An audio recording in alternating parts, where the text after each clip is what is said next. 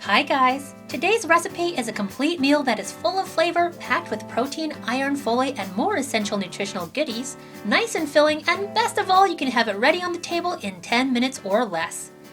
You'll need some simple ingredients: a bunch of kale, this is about 7 ounces, thin rice vermicelli, I have brown rice noodles but you can use any kind, a can of chickpeas, ginger root, a couple cloves of garlic, water, and your choice of soy sauce, liquid aminos, or nutritional yeast.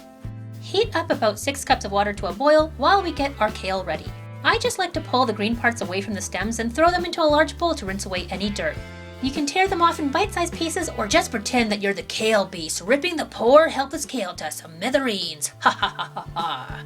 Or just continue being the proper, mature, civilized human being that you are. Next, drain your can of chickpeas, but don't throw away that chickpea water.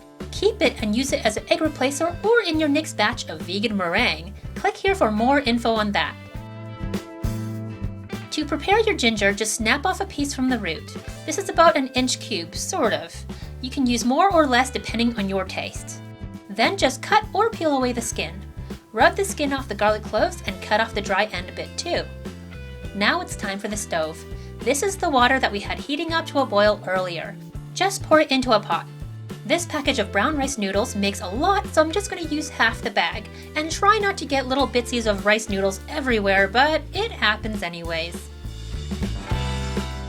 Just place the noodles in the pot and submerge them in the hot water.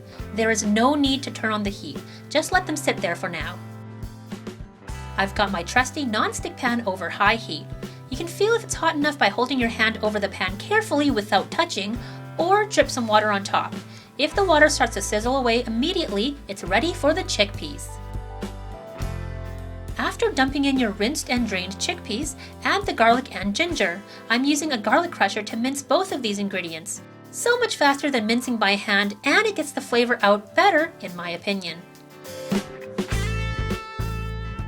Add about a teaspoon of soy sauce or liquid aminos. If you're using nutritional yeast, add 1 to 2 tablespoons plus the same amount of water and mix it in well. Add the kale on top. The kale still has some water on it from when we rinsed it, so there will be enough moisture to steam. Cover the pan with a lid, or in my case, a second pan just flipped upside down, and let this cook for 30 seconds to a minute. When your kale has turned bright green like this, remove the lid, turn off the heat, and stir everything around. Give the kale a taste and add more soy sauce, liquid aminos, or salt if you like. Once it's to your liking, transfer it to a large bowl or serving dish. Place the pan back on the stove, and now we're going to dry off the noodles in here. Just grab the noodles with tongs or chopsticks, let the water drip off some, then transfer it to the pan.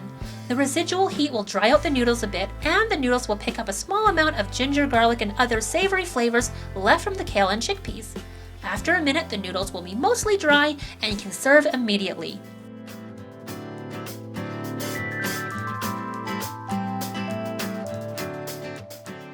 Here I'm adding a sprinkling of red chili flakes for a little bit of spice, and you can't go wrong with a sprinkling of nooch. This recipe makes 3 to 4 very simple but very tasty servings. I hope you give it a try sometime. What are your favorite 10-minute or less vegan meals? Let me know in the comments below, and we can all get some new ideas. Thank you so much for watching. Please give this video a thumbs up if you liked it, and subscribe if you haven't already. I post new easy vegan recipes like this on Fridays, cookbook reviews on Mondays, and I share what I eat in a day on Wednesdays. Bye for now!